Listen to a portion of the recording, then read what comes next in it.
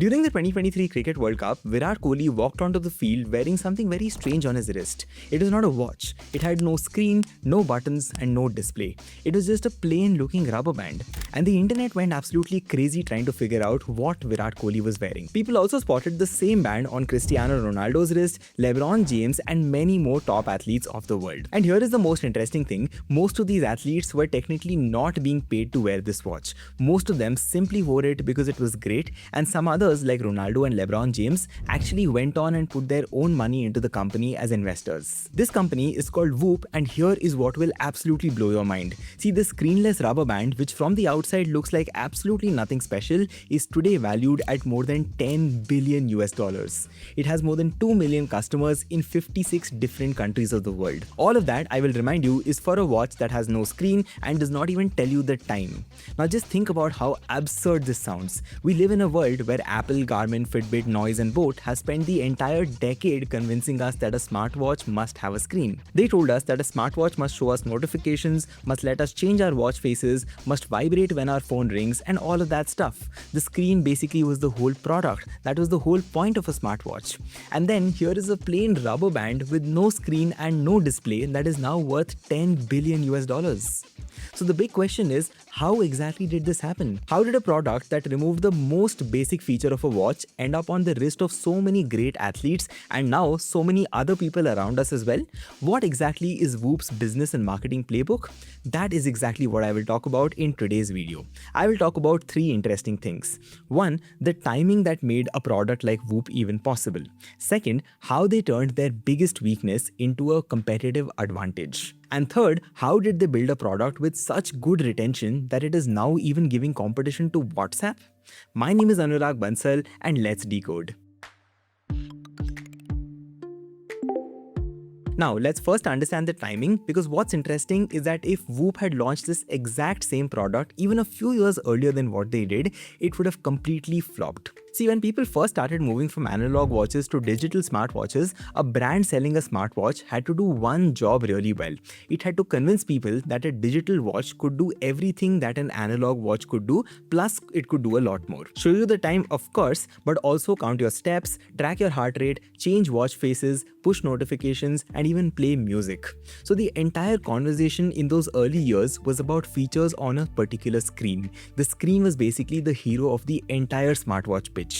Watch this ad by Apple from about 10 years ago and look at how everything is literally about the screen itself.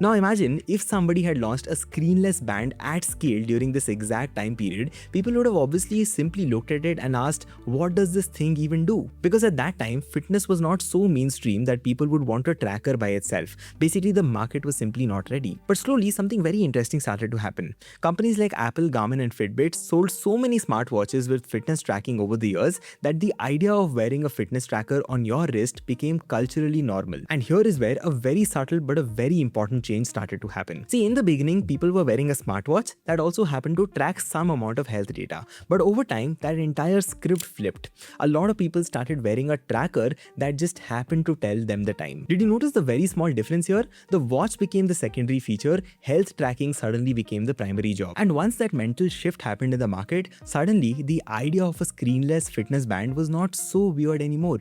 Because if you're really there for the data, then why do you really even need the screen? That is the cultural opening that Whoop came into, and that is where their real genius playbook begins. So now that the timing was right, Whoop did something that goes completely against everything that business logic could tell us about product strategy. Whoop took the one thing that everyone considered a flaw, which was the absence of a screen, and they reframed it as the actual feature. I'll explain how. See, when you don't have a screen on a fitness band, three things automatically happen, and all three of them are insanely good for serious fitness users. Number one, longer battery life. See, the screen is the most power-hungry component of any wearable device. If you remove it, the band lasts significantly longer without charging. Number two, zero distractions. There is no display lighting up, no notifications buzzing, and no temptation to keep checking your wrist every 2 minutes. Basically, the band just quietly sits there all day without you technically noticing it, and it collects all your data. And that brings me to number three, which is better data quality. See, without the burden of being a screen-first product, all the engineering, business, and financial effort of the company can go into things like sensors, accuracy, and the science behind the data. So if you think about it, by removing the screen, Whoop did not make the product worse. It actually made it better for anyone who was actually serious about their health and fitness. And that is the beauty of this decision. But the real masterstroke was something else entirely. See, at the highest levels of professional sports, athletes are not allowed to wear watches with screen during a game. Why? Because the screen can distract players, it can give them an unfair advantage through the internet, or even worse, it could expose them to communication from the outside world, which could result in match fixing. So now I want you to think about what this means. See, the people who the rest of the world looks up for fitness inspiration, those same people are not even allowed to wear the smartwatches that was supposedly built around fitness. That is a very strange contradiction if you think about it, right? Whoop spotted this gap and they exploited it absolutely beautifully. See, since their band had no screen, it was one of the only fitness trackers available in the entire market that could actually be worn by athletes during live matches. So suddenly, if you think about it, Whoop had access to a market that absolutely no other smartwatch brand could touch. Apple, Garmin, Fitbit, etc., none of them could enter this space because their screens were literally the disqualifier in this case. And that is exactly how the very thing that the market considered Whoop's biggest weakness turned out to be its biggest competitive advantage. Now see, once Whoop got onto the list of athletes during live matches, it triggered something much bigger. And this is the part that I personally find most fascinating about the entire Whoop story, because it created a vicious cycle that kept feeding itself. I'll explain how. Step 1, athletes wear Whoop on the field because it is good and it is one of the only fitness trackers allowed on the field. Step 2, millions of fans watching on TV see the band and they ask, what is that thing on Virat Kohli's wrist? Step 3, curiosity drives these fans, especially the fitness conscious ones, to search for the product and then actually buy it. Step 4, as more serious fitness people start wearing the Whoop, the band becomes a status symbol in places like gyms, running clubs, and fitness circles. Step 5, this aspirational image attracts even more athletes and fitness influencers to adopt the band. And then the cycle keeps repeating itself. Now, I want you to notice something very important about this cycle. Whoop did not spend billions of dollars on marketing. They did not get hundreds of celebrities and sports people to become their brand ambassadors like many other companies do. They just smartly made sure that their band reached some of the world's topmost athletes, either organically or through one-off partnerships, and after that, the product itself became the marketing. Every person after that who wore the Whoop technically became a walking billboard for them.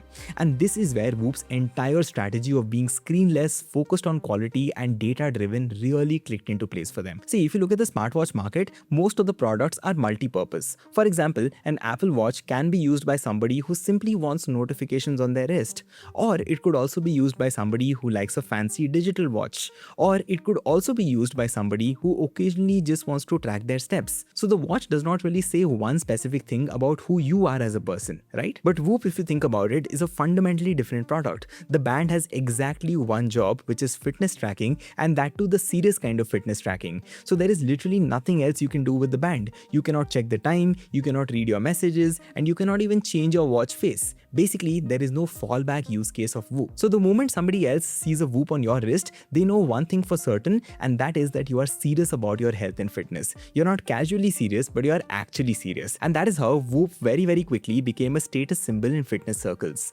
Wearing a Whoop became a signal, almost like a badge of honor, that you belong to a certain kind of crowd in the country. Now, before I move on, there is one very important thing about Whoop that I have not told you about yet, and this completely changes the way you should think about this company. See, Whoop is not a one-time purchase like an Apple Watch or a Fitbit. It is a subscription product. Basically, you keep paying Whoop a subscription fee every single month like you pay Netflix, and the moment you stop paying, the band stops to work. Now, I'll tell you why this is so important. See, this one small detail completely changes Whoop's entire game. For companies like Apple, Garmin, or Fitbit, the moment you buy their watch, their job is technically done. Your money is in their pocket, whether you wear the watch every single day or it sits in your drawer for 6 months or 6 years straight. It does not matter for them. But for Whoop, every day you do not open the app is a day you're sort of inching closer to cancelling your subscription, correct? So retention is not just a nice to have feature for them, it is literally the entire business. And in a category where most brands lose the plot after the sale, Whoop has managed to very intelligently crack retention in a way that a very few hardware companies in the entire world ever have. See, in the smartwatch industry, there is a very well-known problem. Most people who buy fitness-focused watches do not actually engage with the data. In fact, I've actually personally done this experiment, and I would recommend you also go and do this as well. I'm sure most of you know at least one person who has an Apple Watch. Why don't you go and ask them how many times honestly have they opened their Apple Watch health app to actually check their metrics in the last 1 month? Now, if I be honest, I have personally spoken to at least 30 to 40 Apple Watch users, and not one person has said that they open the app to check their metrics regularly. At best, some people say that they look at their step count or their heart rate on the watch itself, but that is where the story ends. Now, I'll tell you why I was saying all of this. In comparison, Whoop's behavior is very different, and that is something that I find very interesting about it. According to Will Ahmed, who is the founder and CEO of Whoop, the company has a MAU to DAU ratio of close to 85%. In very simple words, for all the people who are monthly users of Whoop, around 85% of them open the application every single day to check their statistics. To give you a frame of reference on how big a deal this is, one of the highest open rates for any application in the world is that of WhatsApp, and apparently Whoop is only second to WhatsApp. That kind of retention and engagement for a hardware fitness product, honestly speaking, is pretty insane. And like I said earlier as well, this number is not a vanity metric for Whoop. This 83 to 85% is the only thing that is standing between them and a lot of cancellations every single month. So then the question becomes, how exactly is Whoop managing this kind of crazy engagement when all other fitness companies struggle with it? Well, I think there are two important reasons, and together they form a very tight product experience. Number one, Whoop has built its own language inside the application. There are things like recovery scores, strain scores, sleep scores, etc. Basically, the watch collects a lot of your data and then puts it into three easy metrics, which are strain, sleep, and recovery. So it's very easy for anybody to understand. Now, I know on paper it sounds very similar to what every other fitness app also shows, but reason 2 answers what is exactly different about Whoop. Now, reason 2 is that the absence of a screen actually helps Whoop's retention. Now, I know this might sound very weird, but because of the fact that there is no screen to even look at, users are basically forced to open the app to check their data, and the app is designed to be addictive in the best possible manner.